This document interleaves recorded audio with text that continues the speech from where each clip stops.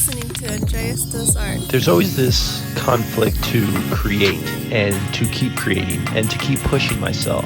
And it is this constant struggle, but it's also this constant satisfaction that I find within my art.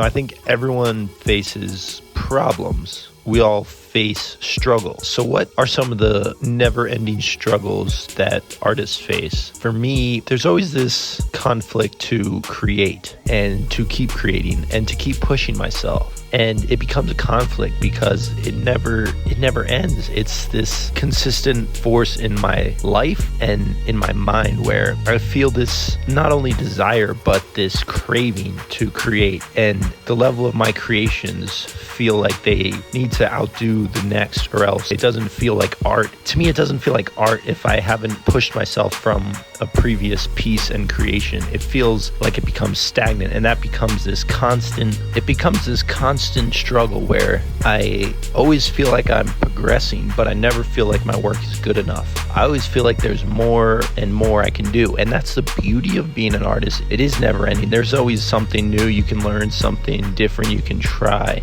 At the same time, it can hold me back sometimes when I start a piece because it bubbles up as this form of pressure where I'm not sure how I'm going to push myself this time, and truly feeling within myself that I've pushed myself to call this thing a piece of art. And I feel like that's what creates art. Art is something new and spontaneous, as opposed to a craft, which is something that you're deliberately working on to progress a specific skill. Whereas art creates this struggle where you constantly need to find something new and spontaneous that almost heightens you as a human. It's this heightened state that I get from creating something new that brings this immense sense of joy and purpose within me. It's only when I push myself to try something new and different and step outside my own comfort zone.